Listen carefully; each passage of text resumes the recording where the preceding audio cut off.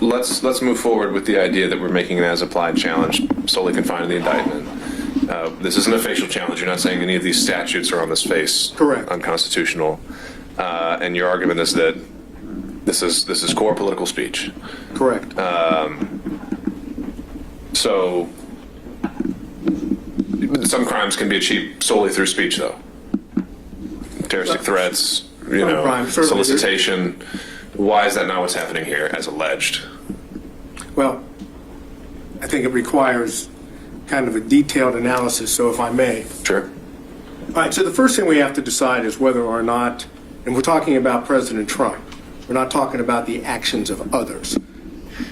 We have to look and see whether or not that which has been alleged as facts is in fact core political speech, political discourse, protected speech at its zenith. I don't think there's any question that statements, comments, speech, expressive conduct that deals with campaigning or elections has always been found to be at the zenith of protected speech. What do we have here? We have election speech.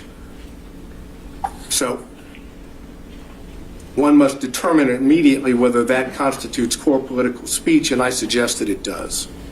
Now, does that make a difference ultimately? Yes, because the more core speech, the more it is protected, the less the government should be involved in restricting it.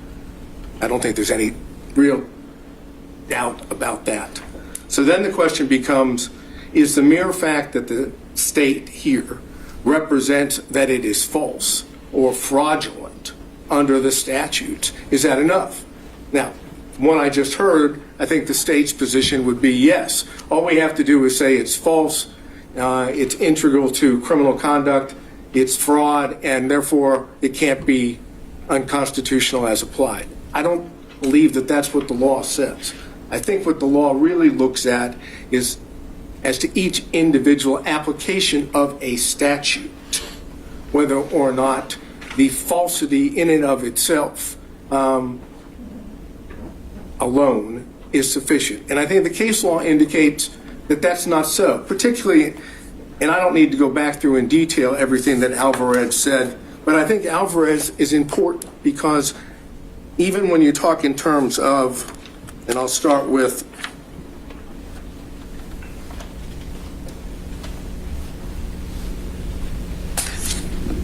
we're looking at the majority, I guess it would be the plurality opinion that by Judge Kennedy, but for purposes of interest to us, the Chief Justice and Justice Sotomayor agree. So now we're talking about two people still on the court. And I'm looking specifically at page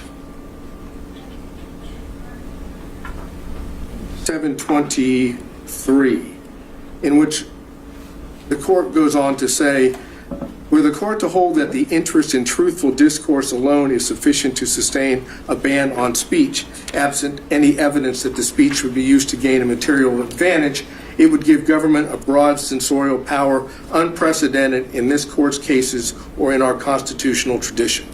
So that's the beginning part of plurality, saying the way to attack false speech or false political speech or core speech is with truth,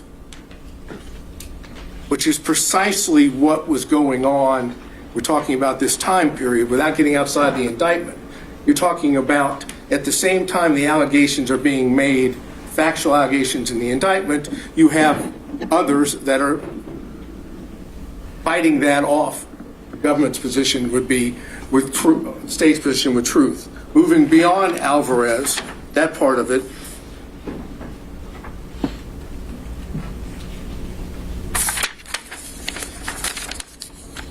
you have Justice Kagan with Justice Breyer. And here I think gets to the crux of where we are. And this is the concurring opinion. It goes through a litany of false statement cases in which the government's position in Alvarez is being false in and of itself is enough. That is, once you determine it's false, we're done. But that's not what the concurrent says, and that's not what the dissent says. The concurrent says, basically, that these judicial statements cannot be read to mean no protection at all. False factual statements can serve useful human objectives, for example, in social contexts where they may prevent embarrassment, in public contexts where they may stop or panic in the face of danger, and even in technical, philosophical, and scientific contexts where, as Socrates' method suggests, examination of a false statement, even if made deliberately to mislead, can promote a form of thought that ultimately helps realize the truth. And then it goes on and says, even a false statement may be deemed to make a valuable contribution to public debate since it brings about the clear perception and the livelier impression of truth produced by its collision with error. So this is the proposition that it's not the falsity alone that controls. It's the context in which the speech is made. And if it is deemed false, and for purposes of the indictment, we have to assume that it is false because that's what the facts have been alleged. That doesn't mean it's the end of the analysis. Why do we not also have to assume, since it's an allegation, I think you say in your brief, that it's unlawful, willful, and knowingly false? No, because at least our position, President Trump's position is those are not words of fact. Those are words of legal connotation. And that while they have meaning, that would allow, for example, let's go to Alvarez and the Stolen Valor Act. Just because they alleged that it was unlawful didn't mean it wins. That is, it doesn't mean that the government wins. But that's because they decided that wasn't a crime at all. I mean, that was a facial challenge where they said this statute, even if you violated it, violates the First Amendment. You've said that the RICO statute, you can violate it and not, it's not a, right? So we put legal conclusions in indictments all the time. I think that's going to be part of Mr. Schaefer's argument in just a minute.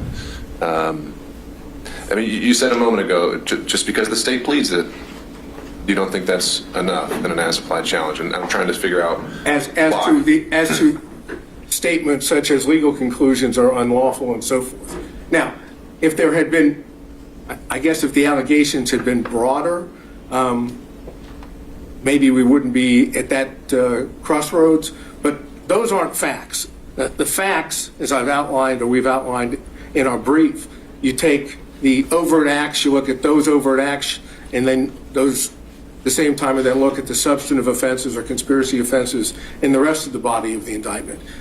Words like unlawful don't change that. At least that's our position.